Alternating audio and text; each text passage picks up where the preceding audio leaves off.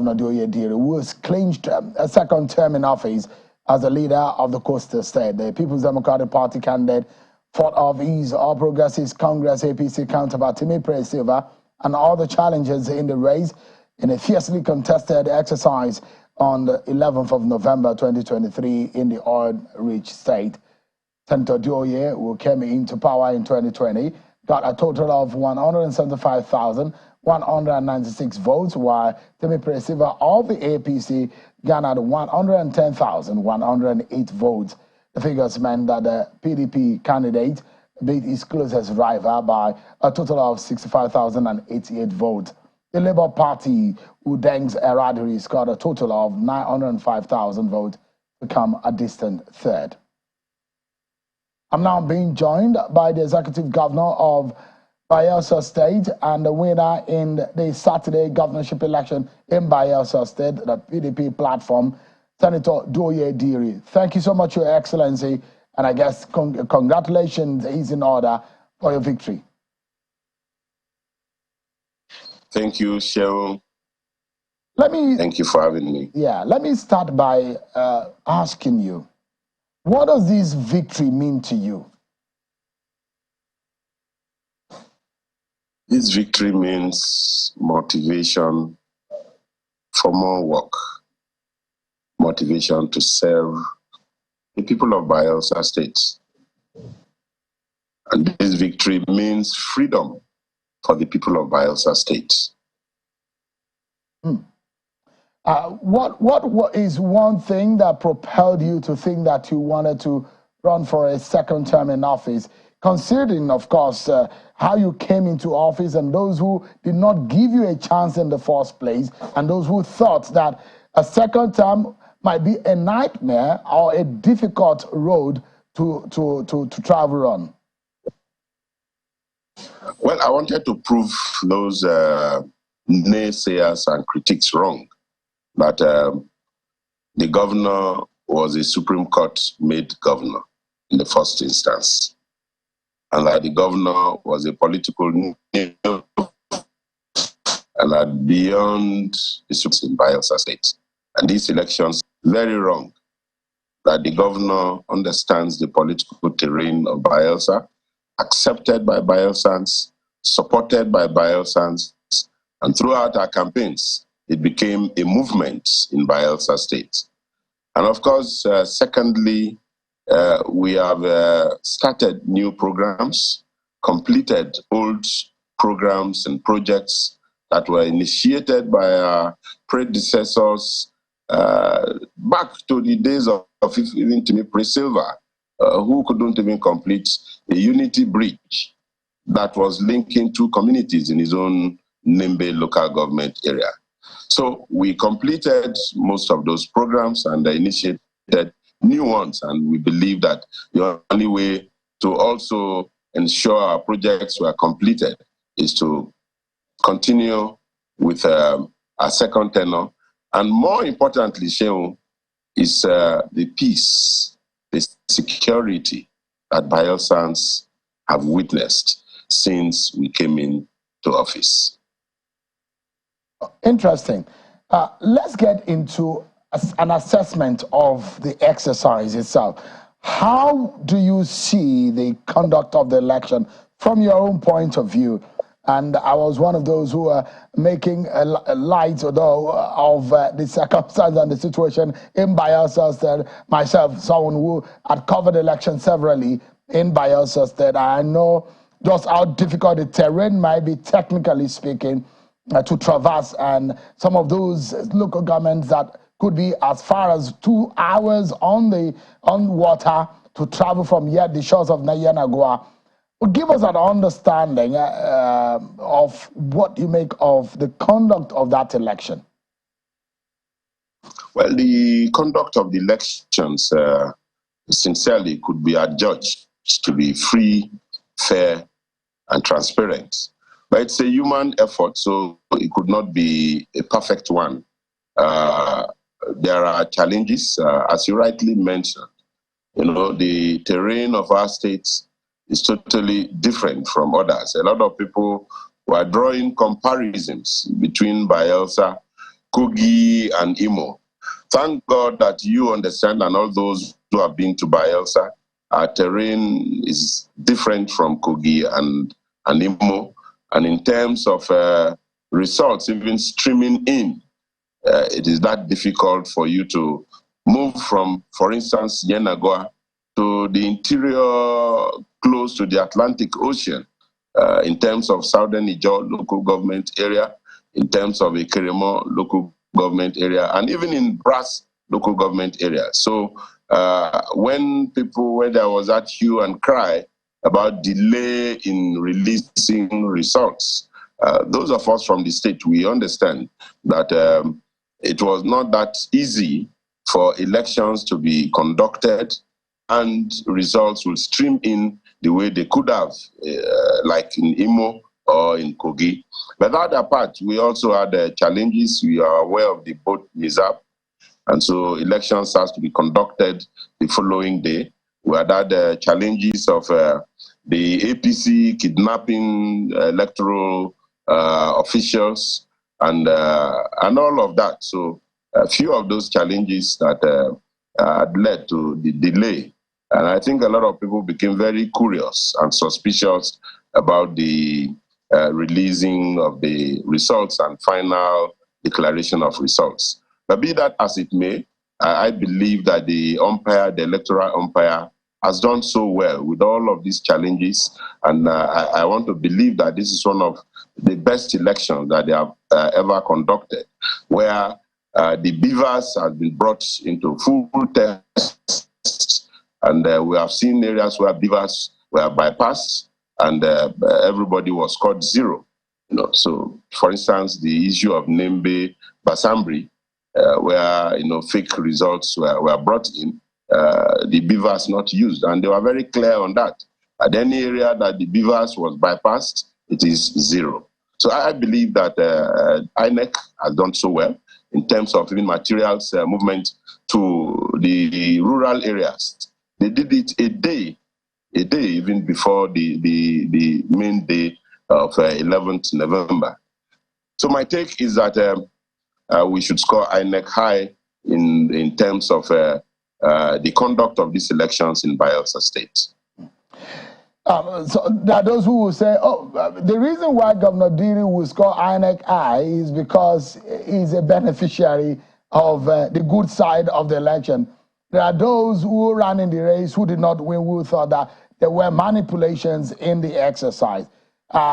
Would you say that the election was, there are no reason for improvement because that election is just okay? In Kogi State, for example, in Imo State, there are those who had fought and said, look, there were manipulation of the process and there were manipulation of the results, pre-filling of the.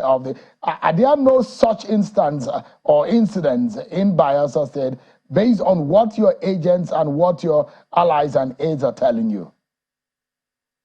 Well, Shehu, I cannot sit here to talk about Kogi or Imo, but I can talk about my state, the state of Bayelsa. Rather than accusing the electoral umpire, I think that the politicians in Bayelsa should be accused. For instance, I just gave you an example of Nembe Basambri and the history of what happened there, even the pre-election, is a place where people were chased out. My party supporters were chased out of Nembe Basambri, including my Honorable Commissioner for Justice and Attorney General, who is a senior advocate of Nigeria, an SAN. And we tried to bring those people back to Nembe Basambri about a day to the election, over 500 of them. And they were denied entrance to Nembe Basambri. And the intention was to ensure that no other party goes in there, which they succeeded on the day of election. And that led to their bypass of the beavers to see how they can bring in voodoo votes from that part of the state. And so for me, it is the politicians, the candidates, and that is where the APC candidate held sway. And at the end of the day, everywhere you have proper elections, you will see the votes that are trickling in are in their very few numbers. But in Nembe Basambri, where Beavers was bypassed and there was no election, you now saw voodoo figures of 40,000 votes. And the same thing applied to Okpoma in Brass local government area, where the candidate of the APC comes from. And the issues of violence, the issues of killing. Shehu, you will remember that the deputy governorship candidate of the APC, whilst he was still campaigning, went to Tuam Brass and advised those who are listening to him to ensure that if anybody comes here to disturb, throw them into the sea and let them die. After all, they are not the first people to die. And that was exactly what happened in Tuam Brass. After the whole thing, they came into the collation center and in that process killed one of the young supporters of the PDP. In Okpoma, they exactly did same thing that was done in Nembe Basambri.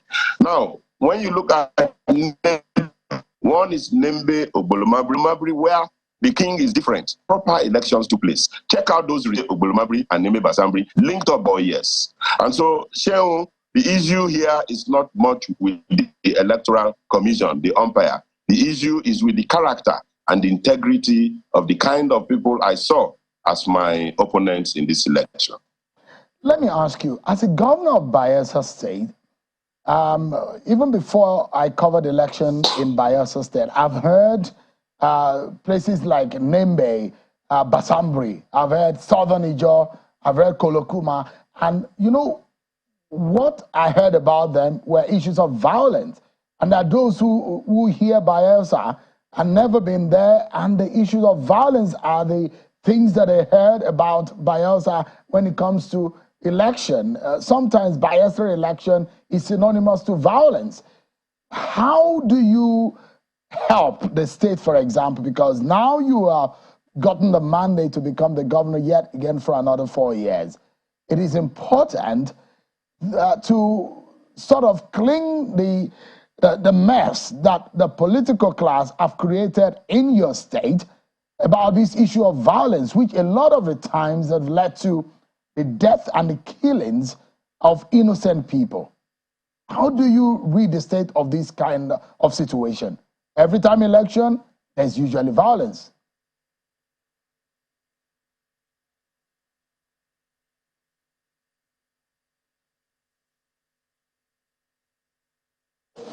John of Diri, can you hear me?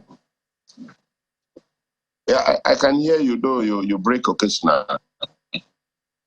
Mm. Hello? I'm saying what has become a synonymous tag of Bayelsa when it comes to election, which is violence. As a governor, how do you read and clean up that kind of tag? I mean, albeit it is a very bad one for the state. Yeah, Shehu, to answer you, it's not actually the whole state of Bayelsa.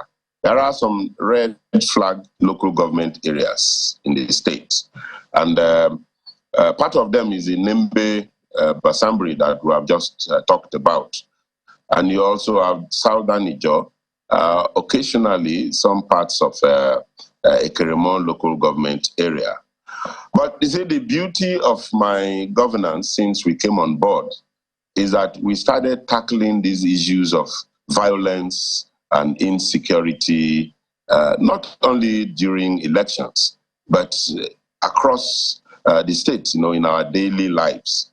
And every Bayelsan today can tell you that part of my scorecard and my administration scorecard is the peace and the security that we enjoy in Bayelsa State. And that's why people came out in their numbers that they don't want my opponent, who is of the APC, whilst he was still in government as governor.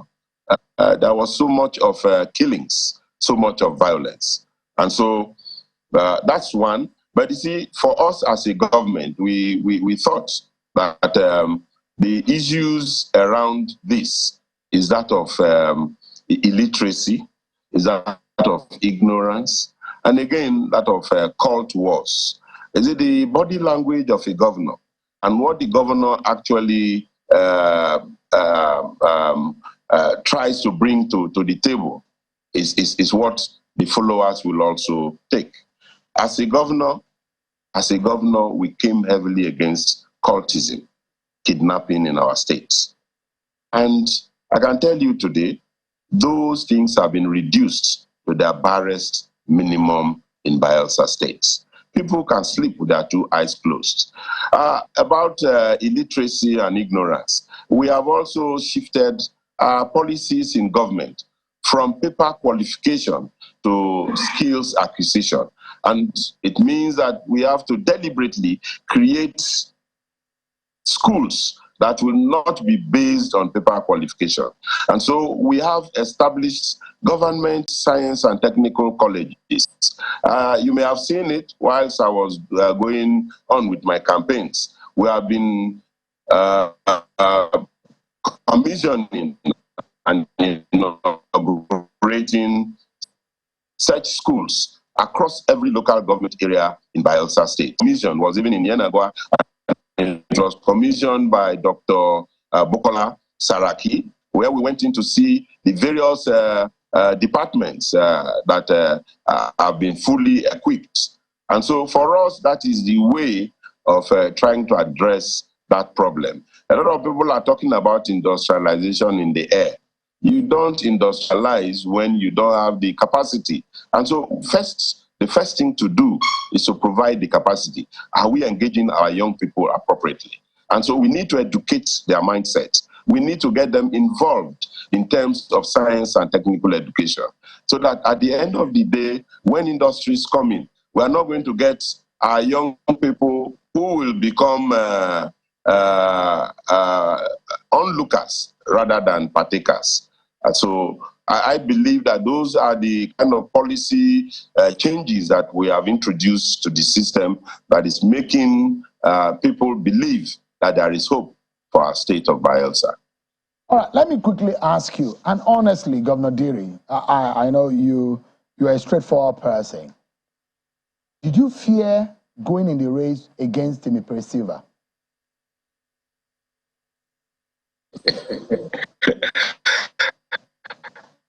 Yeah. So, I mean, the issue of fear, I don't know where that is coming from. That must be coming from the devil's workshop. Having done so much in terms of infrastructure, in terms of human capital development in that state, comparing my 3 years plus governance to that of Sylva's 5 years governance, the difference is so clear that on the streets of Yenagoa and in the villages, everybody talks about it. So at what point will I, a sitting governor who has performed far ahead of Sylva, now be afraid of Sylva? And when all the odds are in my favor, and I'm sure that was actually one talk that was coming from Sylva himself and his cohorts. So there was nothing like fear.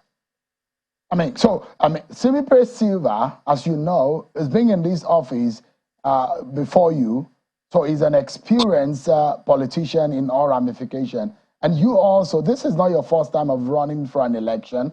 So you are an experienced politician also. When experience meets experience on the field, even when you ask Usain Bolt, when he was still running, he would tell you that sometimes when he meets his American counterpart, there is that element of fear. Sometimes you might just think that, well, this guy from the APC, my cousin Upset. You say you never had that kind of feeling or that kind of fear whatsoever. Now, Sheon, you have to define experience.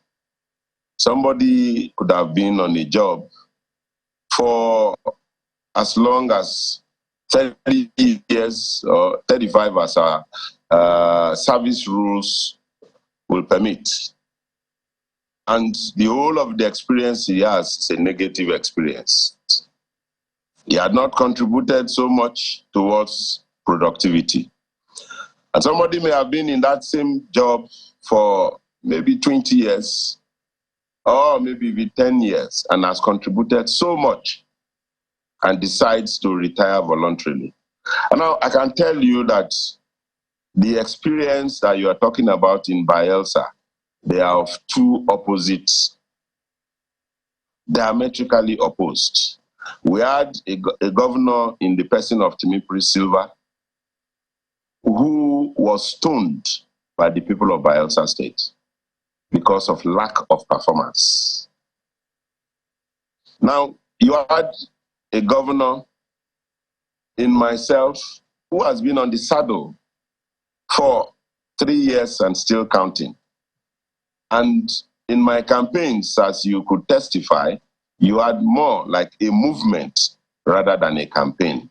Well, everywhere we go to, in the rural communities, we are inaugurating and commissioning projects. Initially, the talk was, let them go and commission projects. We were commissioning projects upon projects. We brought in former President Obasanjo to commission major projects. We brought in few others to commission major projects. And so it is not all about how many years that you are in the saddle, how your productivity, how did you add value to the state in terms of peace, security, in terms of infrastructural development, in terms of capital development. And if you compare these two regimes, well, the answer is there for everybody to see. Well, I mean, I was asking the question about fear because your political opponent, the view that when they saw your picture with President Bola Tinubu on the day the Supreme Court gave judgment, the interpretation of your political opponent was that you ran for cover ahead of the election. Would you like to explain your reason?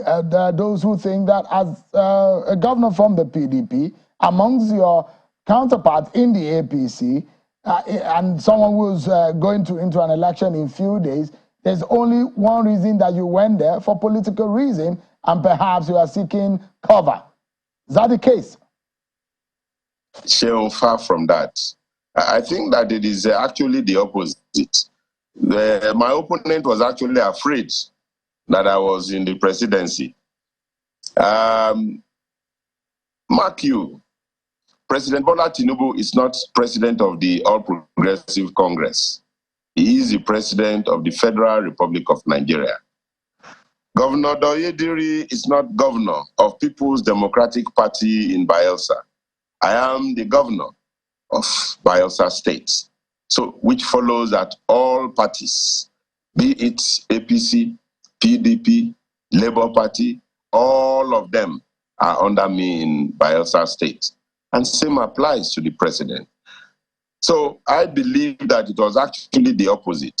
I can tell you, Shehu, immediately my opponent saw that, he abandoned everything, that all his campaign that he was doing in Bayelsa, and rushed back to Abuja, and rushed to the villa to find out what has happened on Governor Diri's visit to the villa. So the truth was that my opponent was the one that actually had the fear, and not Governor Diri. And to put, hello, can you get that, Chef? Yeah, I got that. They actually thought that you may be thinking of crossing over to the APC at some point. Now let me now tell you. I've had a lot of those questions.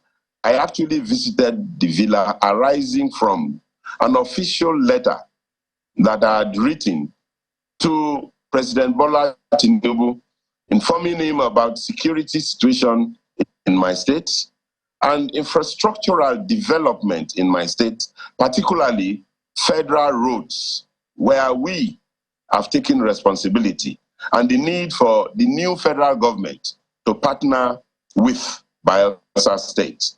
And the third issue was the issue of commissioning a federal road that we have completed from Sagbama to Ekremo. And those were the issues that I went with. And those letters were written 2 weeks, and I got the response, an invitation to come to the villa. And Shehu, I can tell you, for the first time I got to the villa, that was my first time going to the villa under President Ahmed Bola Tinubu. And the president, in spite of the court rulings, attended to me and minuted on all my documents that I came with. And because of the morbid fear of defeat, my opponent knows that he was not on ground one, that he was rejected by the people of Bayelsa, and he was looking for every favor from Abuja. And all we were hearing at that time was that they will use federal might against the state government. And the next thing that was to be used was violence. And we saw some bit of that violence during the elections. And so, Shehu, I did not go there for any other thing but to see the President of the Federal Republic of Nigeria and attending to issues about challenges of development in my state and how the federal government can also be part of the story of development of my state. Thank you. Governor Diri, my final major question is about what you are going to do in your next 4 years. There are daunting challenges that you are going to be faced, a huge burden, just like any other governor in the state. I can't just go ahead now because of time to start reeling out the statistics, some of them that are in the negative, telling of how much work you need to do. Is it about the out-of-school female children in Bayelsa State, about the internally generated revenue, about the state-of-state report on how reliant Bayelsa is on federal revenue, or about the multidimensionally poverty in Bayelsa State? These are, in terms of economy, in terms of human capital development, these are huge responsibility on your hands. And I'd like you to make a promise to the people of Bayelsa State that they will matter going forward in the next 4 years. And perhaps if you can tell them tonight that what would be your pivotal focus of governance in these next 4 years? Now, Shehu, let me take you up on just one of those statistics that you are reeling out. The issue of internally generated revenue. And I know it has been one of those issues that opponents have been using against Bayelsa State. Shehu, you agree with me that Bayelsa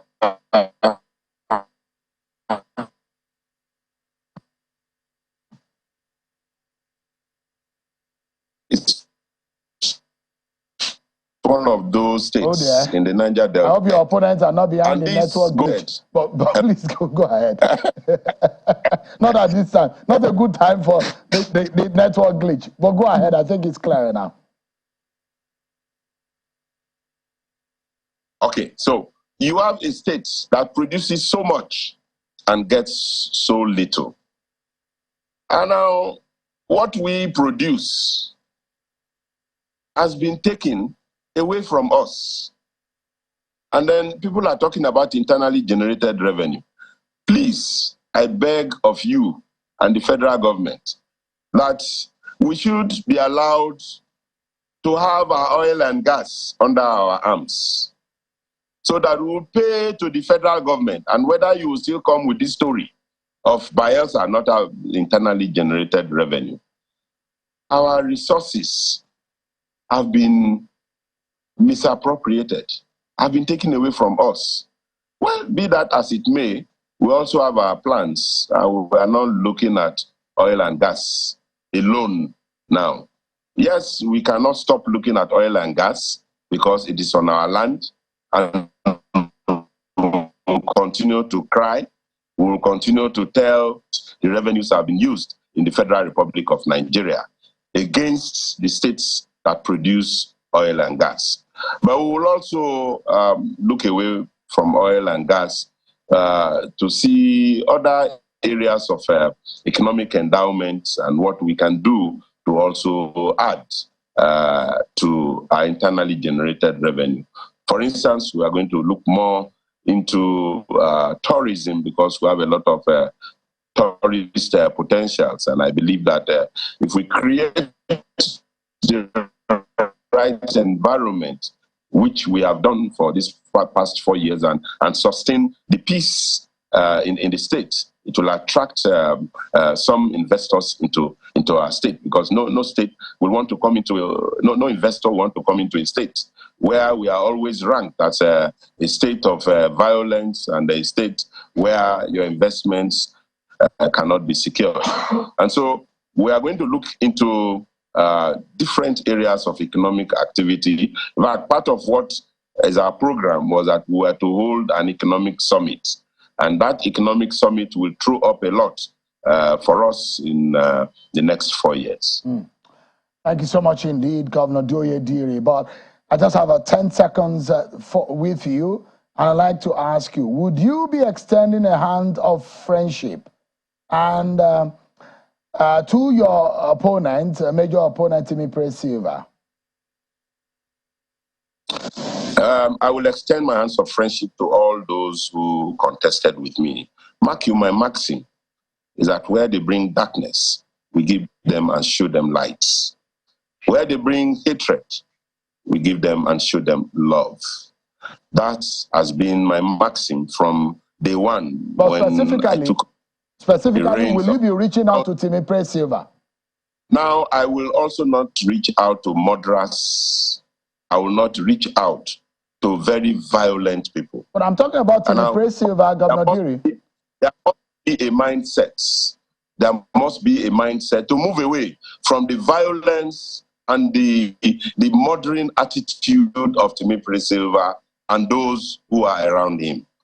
Those are heavy allegations, Governor Diri. No. They are not heavy. They are proven, Shehu. I just told you about the killings in Brass, and preceding the elections, there were killings. But he has not been convicted of such crimes. So it might be unfair to level such allegation if the courts have not convicted him. I am the governor of the state, and every word that comes out of me, I can defend them. Every word that comes out of me. There is a Kojo Sam who has been alleged to kill 3 persons and who is working freely in Nembe Basambri. Who is he working for? He works for Sylva. As a state government, I directed my commissioner of police to declare that character and others who have been alleged to have killed wanted. He is being protected by Sylva.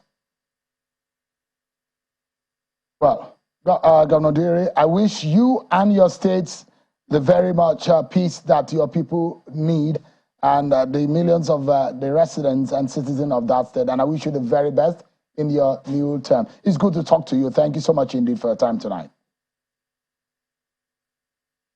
Thank you, Shehu, and I wish you the best too. Thank you so much.